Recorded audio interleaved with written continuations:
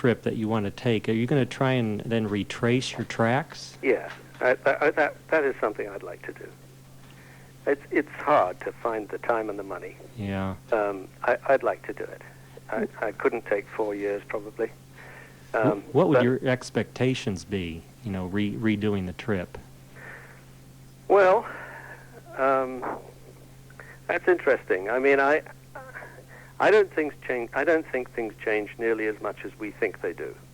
I think of course, we're all hopped up on these enormous electronic things that happen to our lives. But when I think about most of the places that I went to, I can't really imagine that's made a lot of difference to those lives, except in the sense that what we emanate here from the West causes a terrible amount of conflict. Mm-hmm. And so there have been a lot of nasty wars in various places that I would like to go back through. And I think of Sudan, for example. Mm-hmm. I wonder what that would be like, and of course Afghanistan. And so there will definitely be changes. I don't expect anything to have changed very much for the better, except in certain very special places like parts of Latin America where there used to be dictatorships, and now there's probably just common or garden corruption. Yeah, right.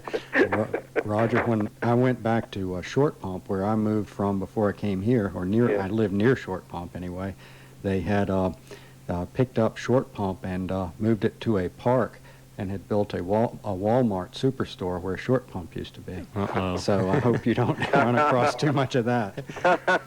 Well, how I doubt you will in Afghanistan. I don't know. I mean, Eastern Europe was interesting in another way because it's close enough to the rest of us for things to. Well, in a way, it was like a parody of the way Latin America used to be. I mean, I really, this is all very, very alive in my mind because I've been working on this other book. But remembering those truly desperately miserable places in Peru and parts of Chile, where people clearly had nothing, and yet. At every doorway, you'd see these enameled signs for Coca-Cola and Fanta and Pepsi, and there was no drinking water. they drank that instead. And they drank that, and the bottle, you couldn't see through the glass of the bottles because they were being recycled so much. And I was, it really kind of got up my nose to think of these huge American companies, and they don't have to be American. They're multinational now. Mm-hmm. These huge companies, they penetrated that far. Penetrating in that way, and and what are they offering? Nothing. Mm-hmm. It's kind of horrible. And I think the same thing happening now in Eastern Europe, where you see sort of the only bright thing on the horizon is the Marlboro sign. Or the Budweiser or whatever. Yeah, right. Well, you mentioned something about you're working on your new book. Yeah. Could you describe that a little bit? It's called Riding High. Yeah, the thing is, as you asked me the question, how to put it all in one book, and of course you can't. Mm-hmm. And Jupiter's Travels was a much bigger success than I expected, and a lot of people have come back to me, and they obviously would have liked to know about some of the things that I hadn't written about. So I was looking, like 4 years after I'd finished the journey, I was looking for a way to do that without, and actually be able to make a book of it. Mm-hmm. And one of the things, of course, that I think you can imagine, anybody could imagine, that if you've been traveling for 4 years and moving on for 4 years, so constantly, turned on to seeing new sidecars, people every day, and never being able to really maintain a relationship for very long. Mm-hmm. Coming back and stopping is actually almost harder than going on. Right. And I definitely had really major problems readjusting to society when I finished the journey. And so I thought it was fair to write a book that in some way described what happened to me after the journey. Mm-hmm. And it gave me an opportunity to tell a lot of other stories, too, about places that I hadn't mentioned. Yeah. I mean, like Chile and different parts of South America and a lot of India, stuff from India that I, just didn't fit Mhm. in the other book. Well, I noticed, I was interested in what you were going to describe as far as Guatemala, because that's where I lived in the Peace Corps Yeah. during this trip in Jupiter's travels, and the only thing you mentioned was a brief mention of a near head-on collision with a truck, and that was it as far as Guatemala. I know.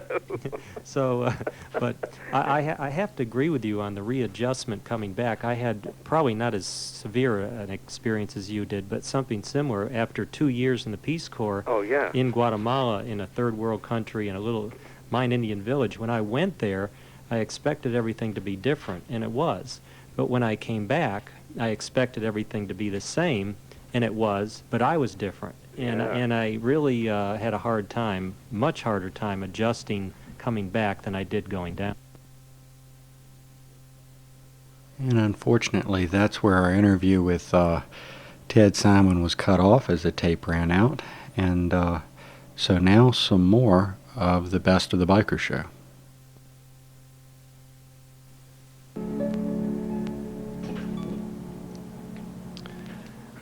Well, Brian, we'll start out with Dawn, with a little song by the Moody Blues to kind of set the mood here.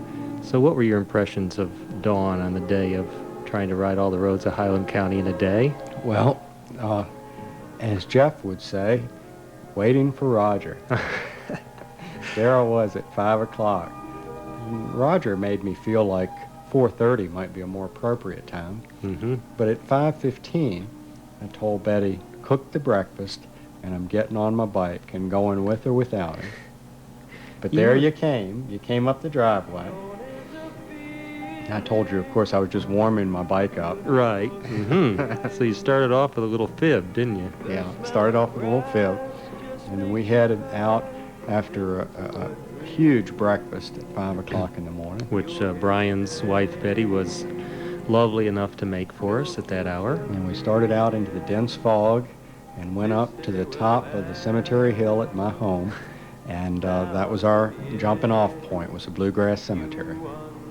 And we didn't get down the road more than a mile, and the first thing, a black cat runs across the road in front of us. Right in front of Roger. And I thought, uh-oh. But it was a beautiful morning. I felt great, and that old Honda was running great. A 20-year-old Honda, $300 job. We bought it about three weeks before we started out, and had to fiddle with it a little bit to get it running right. But it's the most modern motorcycle I've ever ridden, and I was quite impressed. It is the most modern one you own, isn't it? Compared to the other two. It's the most modern one I've ridden. I'm normally back in 1973 riding old British machinery, and I can see why Honda put Triumph out of business now. Yeah. So we went up Possum Trot, we went up Halterman's Hollow, and came down. We started heading east to get over on the eastern side of the county, and went up to Straight Creek, and then on the road over to Doe Hill. And when we were going from Doe Hill on the Spring Run Road over to Palo Alto, it was still fog, just thick as pea soup. And we'd been riding for hours. And I looked down at my odometer, and we'd been about 50 miles. And I remember you telling me it was about 400. Yeah. It was pretty disconcerting at Yeah. that point. I just couldn't imagine how we'd finish it. But anyway, we got up to the breastworks finally, up on 250, and There was a group of bikers sitting there waiting for us. So they took our Took picture. our picture, and we talked about motorcycles a little bit. Mhm. Took a little break. And of course, they asked us that question that we've been asking ourselves. Why? More on this later.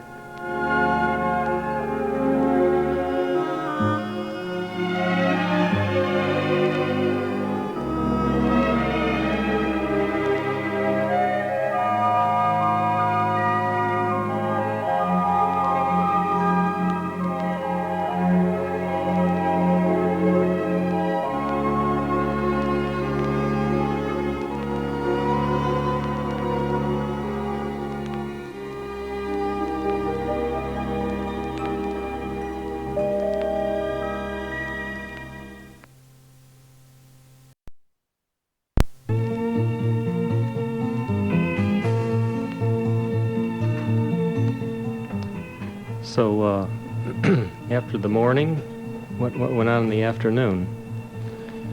Well, we got into McDowell, and we stopped and had lunch, and we contemplated, how did they get that concrete picnic table around the tree?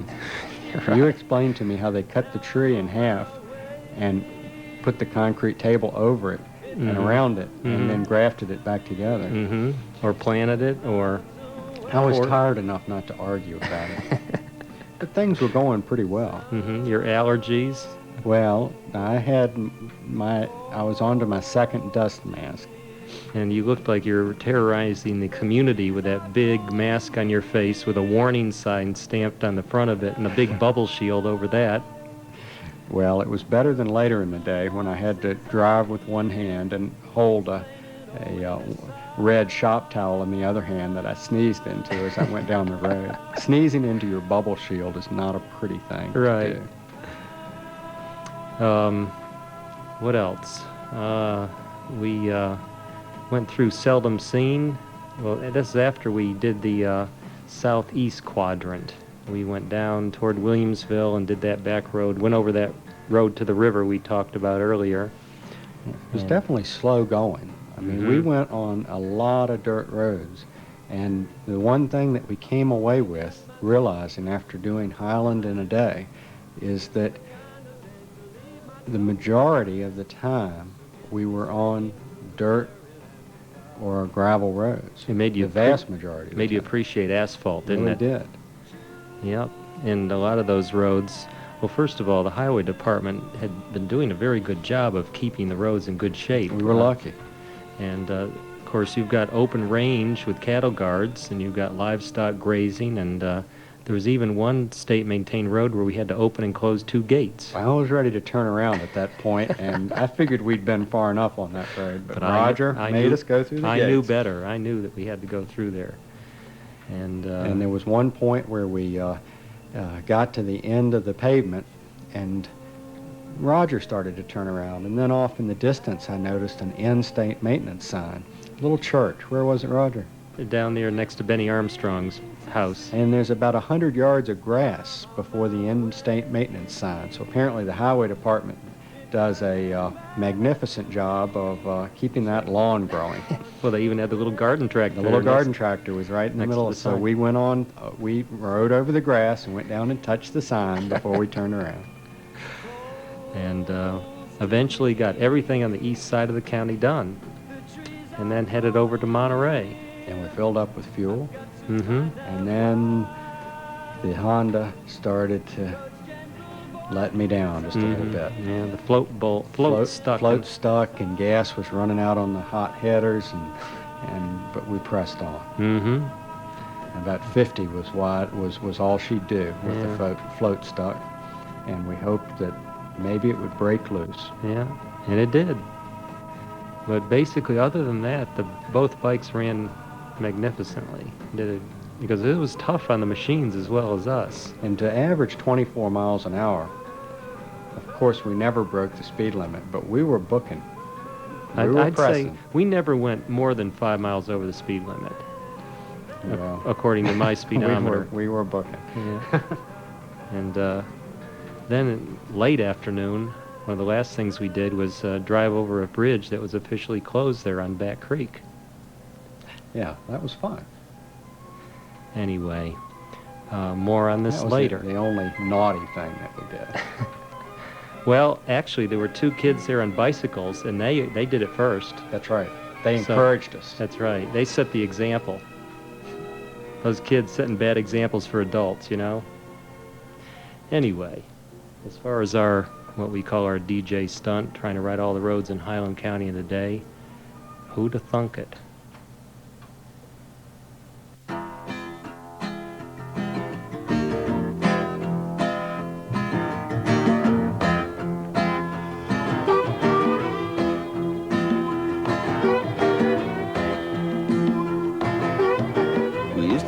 I could walk all night, and we could and we did. Down a gravel road to the tiny town, and the door always open. Now we say I could walk all night, it's not true. We can't walk all night, no, because we don't want to. We want a bed and a blanket, some light breakfast, sometime tomorrow. We want a bed and a blanket, some light breakfast, sometime tomorrow. And I sing it now, hey, hey, hey, hey, ooh, the funky. Hey, hey, hey, hey, ooh, the funky.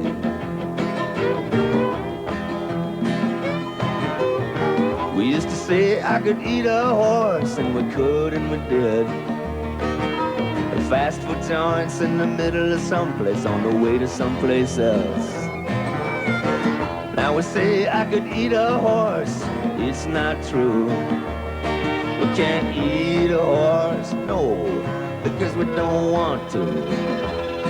We want some from the cookbook, that new one with the great graphics.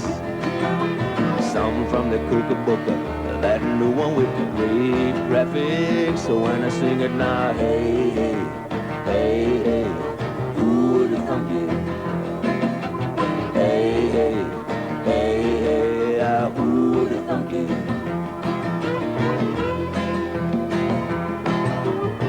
We used to say, I don't care if I never have any money, as long as I have my sweet honey and a shack in the woodland. Now we say I don't care if I don't have money, but it's not true. We can't live without money, no, because we don't want to. We want one of those, and two of those, and oh, that one looks neat, wrap it up.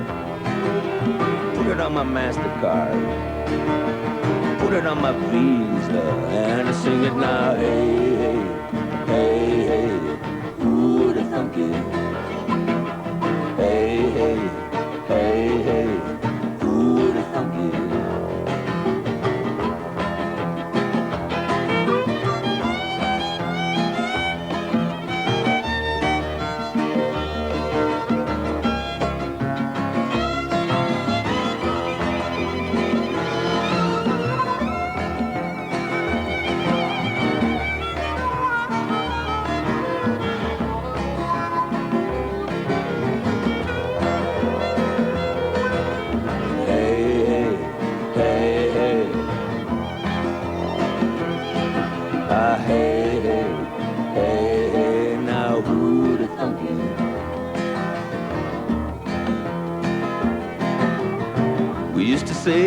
I don't care if I never grow old.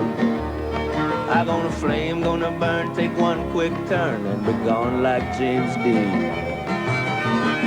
Now we don't say that it's too late to die young, so we sit at the table long after supper and the good wine.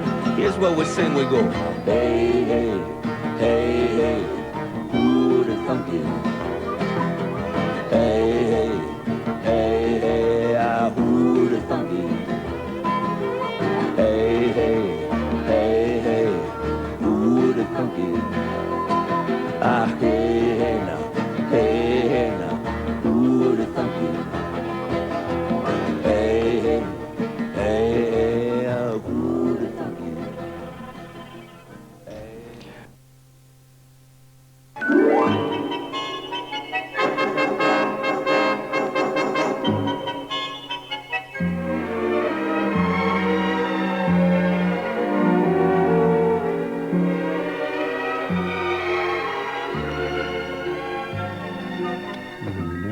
You might hear on the Biker Show. What's this, Roger? This is, again, the Moody Blues from the, what's the name? The Days of Future Past album with the London Festival Orchestra, conducted by Peter Knight. And this is a song called Evening, the Sunset, Twilight Time. So tell me about sunset, the twilight time, and evening. How are you feeling about that? Well, we were up there. What's the mountain as you go into West Virginia? Allegheny Mountain. Allegheny Mountain, up there on the top of the world, looking down over one mountain range into the Bluegrass Valley, and It was really beautiful with the sun setting and the big cumulus clouds, and could see 3 or 4 mountain ranges away, and all we needed was somebody to take our picture. Mm-hmm. Yeah. And there came somebody riding Just- along. A guy in a red pickup truck with, With a a bottle beer, of beer. yeah, and Here he was driving with an open bottle of beer on a Well, public highway. Up there, I don't think. But he was safe. all he could have done was There were no killed a s- cow. No, that's right. Cows running all over the road there. But that was beautiful. But I started to get worried seeing that sun go down and knowing we had to get into West Virginia and find Yeah. our way back through Laurel Here Fork. we're doing Highland in a day, and the And- first thing we did then was turn into the heart of West Virginia. And then we had the whole Bluegrass Valley ahead of us, and well, the northern end of it, and hard scrabble road. And Mm-hmm. I thought maybe we were losing the battle at that point. And our wives were anxiously waiting for us, and of course you told them that we would call ahead. I was looking for the payphone up there. Right, But yeah. I didn't see one. And you forgot that you didn't have a cellular phone on the bike. Yeah. And then my lovely wife was kind enough to fix us a beautiful dinner, Wonderful dinner. upon our victorious return, which With chocolate tools for dessert. That's right. Chocolate spark plugs. Very appropriate. and vegetable soup and all that. And we didn't have a whole lot to eat since lunch, which was a long time ago at that point. But coming through Laurel Fork at 10 o'clock at night and trying to make time on those dirt roads is interesting. I had a harder time when we came up through Buffalo Lake with all that loose gravel. Once we got off that loose gravel and on that regular old hard-packed dirt road, I was in much better shape. But that loose gravel was just horrible. I don't know what people do up there in Laurel Fork, but we hadn't hardly seen a car all day, and we were coming down through Laurel Fork at 10 o'clock at night, and there are all these cars backed up behind us trying to get around us. You never know. But anyway, we finally did it. And our wives were good sports about And it. we also had made a pledge to ourselves that we were never going to try it again. In fact, we had already decided that long ago earlier in the day. So it was either make it or break it. But if you're interested in going for a ride, the next scheduled event is Ohio in a day. Yeah. Or maybe two. And that's going to be July 11th, 12th, 13th, I think. It's Mhm. Vintage Motorcycle Days up in, what is the town called? Where Lexington. Lexington, Ohio. We've got quite a contingent from Highland County riding up there. So if you'd like to go, give us a call at the Biker Show, 468-1234, and we'll give you some information about it. And in keeping with our theme, again, of summertime music, here's a song by Jimi Hendrix called Long Hot Summer Night.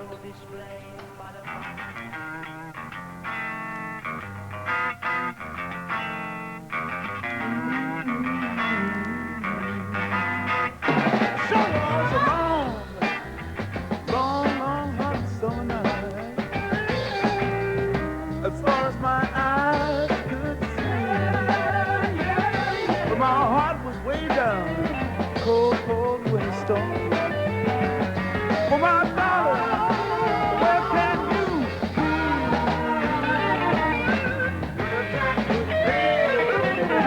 Where can you be? There were 3 sugar walls and a 2 candle cane window. But the silliest moon melted up all those inside. Everybody's on fire, but I'm snowing in a cold blizzard. Where are you when it's a hot, cold summer? Where are you when it's a hot, cold summer? Where are you when it's a hot, cold summer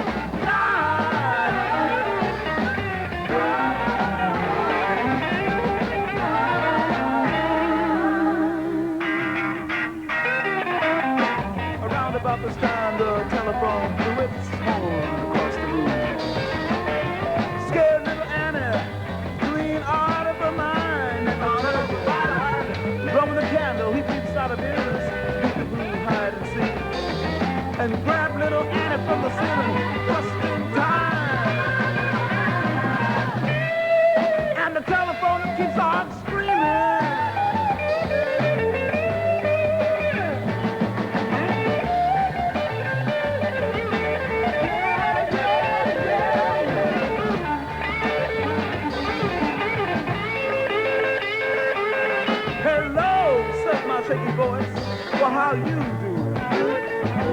Got to tell her I'm doing fine. It was my baby talking way down across the border. She says I'm gonna hurry to you. I've been a fool and I'm tired of crying.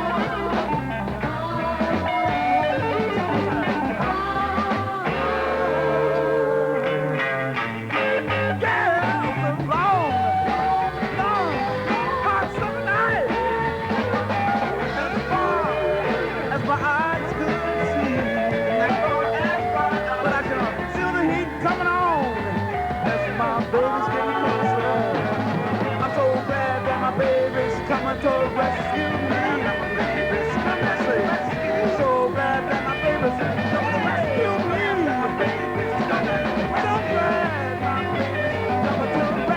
Glad that my baby's coming to rescue me.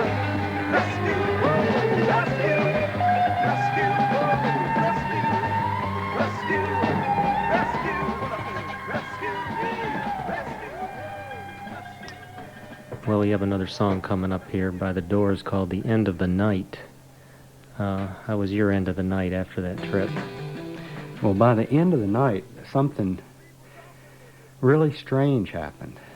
And we went by my house and told our wives that we were alive, and we headed out to do the Bluegrass Valley. We had to tell them we were alive because standing there looking at us, they probably couldn't really tell.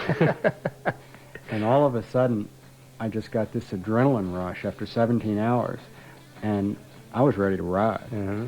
And we did. We did the northern end of the Bluegrass Valley in record time. That's right. Including we went the little, carving through the valley. the little tiny spur road going up to Herman Puffenbarger's old house and up Lucky to we Darrell didn't get shot at Puffenbarger's that old time of house, night. and yeah, and all that. But I And, felt great. And then we got off the bikes, and you looked awful. and everything came apart. And I think that when I went to sleep that night, I think I did the whole trip again. So I did it twice. The second time in my dreams. Take the highway